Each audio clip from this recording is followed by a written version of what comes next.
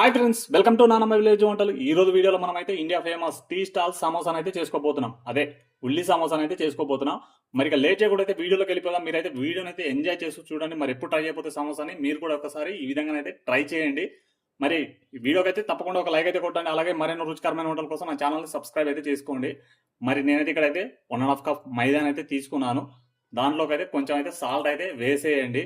వేసేసి గోరువెచ్చని నీళ్ళు అయితే కొంచెం కొంచెం పోసుకుంటూ పిండిని అయితే మనం అయితే సెమీ సాఫ్ట్గానైతే కలుపుకోవాలి.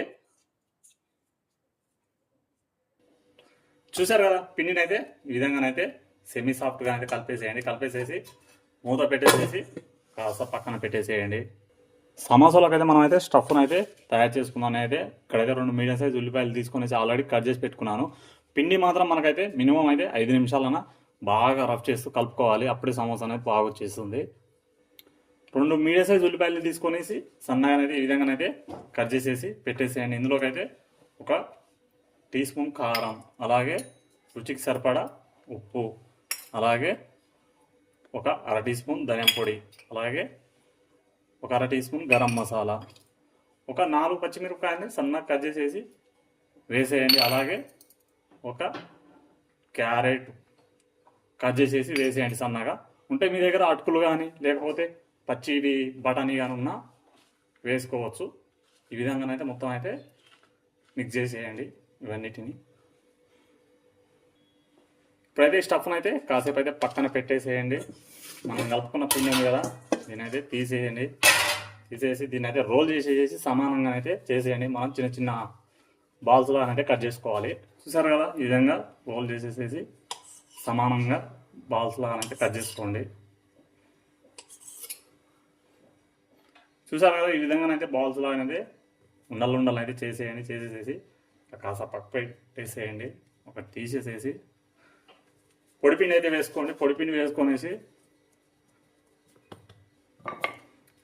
చపాతీ కర్ర తీసుకొనేసేసి దీన్ని అయితే మరీ పల్చగా కాకుండా ఈ విధంగానైతే చేసేయండి.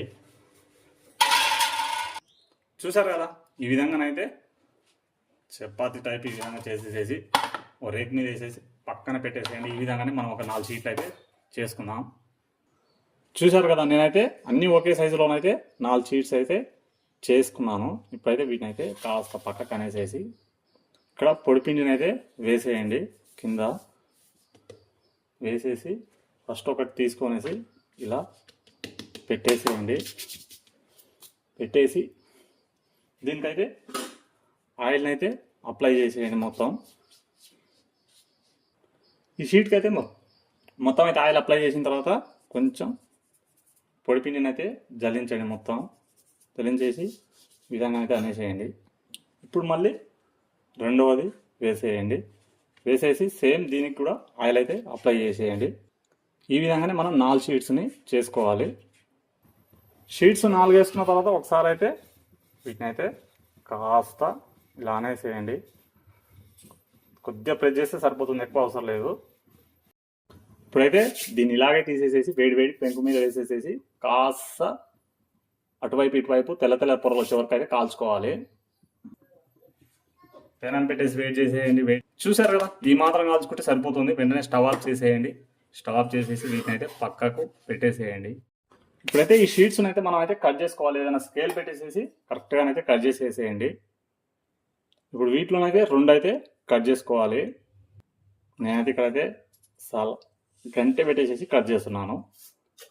కట్ చేసేస్తే సరిపోతుంది. మనం సేమ్ సైజు ఇదిగా కట్ చేసుకోవాలి. వేస్ట్ పక్కకు వేసేయండి. ఇప్పుడైతే ఈ షీట్స్ని అయితే ఒక్కొక్కటి అయితే పెట్టేసాం కదా, దీన్ని అయితే విడదీసుకోవాలి. ఈ విధంగానైతే అన్నీ అయితే తీసేయండి. అన్నీ విప్పేసేసి ఒక ప్లేట్ మీద అయితే ఇలా పెట్టేసేయండి. ఒక గిన్నెలోకి అయితే 1 టీ స్పూన్ అయితే మైదా తీసుకొనేసి వాటర్ వేసేసి పేస్ట్ లాగా అయితే చేసేయండి. మనం అయితే ముందుగానే రెడీ చేసుకున్నాం కదా స్టఫ్, ఆ స్టఫ్లోకి అయితే కొంచెం కొత్తిమీర యాడ్ చేసి మళ్ళీసారి అయితే బాగా మిక్స్ చేసేయండి. మనం కట్ చేసుకున్న ఒక షీట్ అయితే తీసుకోండి. తీసుకొనేసి ఇలా సెంటర్లోకి ఇలా మడత పెట్టేసేసి దీన్ని మళ్ళీ ఇలా పెట్టేసేసి ముందుగానే మనమైతే స్టఫ్ అయితే చేసుకున్నాం కదా, దాన్ని అయితే వేసి ఇప్పుడు పేస్ట్ ఉంది కదా, ఆ పేస్ట్ని అయితే ఇక్కడ సైడ్లోకి పూసేయండి. పూసేసి ఇక్కడ దీనికి ఇలా మొత్తం అయితే అంచులో పడుతూ పెట్టేసేసి దీన్ని ఈ విధంగా ఫోల్డ్ చేసేయండి. చూశారు కదా సమోసా, ఈ విధంగానే మిగతాన్ని చేసేద్దాం. చూశారు కదా, మనకైతే సమోసాలు అయితే రెడీ చేసుకోవడం అయిపోయింది. ఇంకా ఆయిల్లోనైతే ఫ్రై అయితే చేసుకోవాలి. ఆయిల్లోనైతే ఫ్రై చేసేద్దాం. స్టవ్ దగ్గరికి వెళ్ళిపోదాం. ఆయిల్ వేడెక్కగానే స్టవ్ అయితే సిమ్లో అయితే పెట్టేసేసి మనం ముందుగానే చేసుకున్న సమోసాలని సరిపడా ఆయిల్లోనైతే వేసేయండి. మనకైతే ఒక 4 అయితే పట్టేటట్టే ఉన్నాయి. స్టవ్ అయితే ఖచ్చితంగానైతే సిమ్లోనే పెట్టేసేసి 2 వైపుల సమోసానైతే బాగానైతే కాలనివ్వాలి. ఒకవైపు కాలంగానే మరోవైపు అయితే తిప్పండి సమోసాలని. చూశారు కదా, సమోసా అయితే మనకైతే ఈ కలర్ వస్తే బాగా కాలినట్టు. ఇప్పుడైతే తీసేసి టిష్యూ పేపర్ వేసిన ప్లేట్లోకి అయితే వేసేయండి. ఏమైనా ఆయిల్ ఉంటే తీసేసుకుంటుంది. ఈ విధంగానే మనం మిగతా సమోసాలని కూడా కాల్చుకుందాం. చూసారు కదా, మనకైతే సమోసాలు అయితే రెడీ అయిపోయినాయి. చాలా చాలా టేస్టీగా ఉంటాయి. వీటికైతే కొంచెం మనం ఒక 2 పచ్చిమిరపకాయలని అలా వేపేసేసి ఇక్కడ ఒకటి అలా పెట్టేసుకొని తింటుంటే మాత్రం వేరే లెవెల్ ఉంటాయి. ఇవైతే ఇండియాలో అయితే టీ స్టాల్ అయితే స్పెషల్. మరి చూద్దాం, ఒకటి చాలా చాలా ఈజీ, మీరైతే చాలా సింపుల్గా చేసేయచ్చు.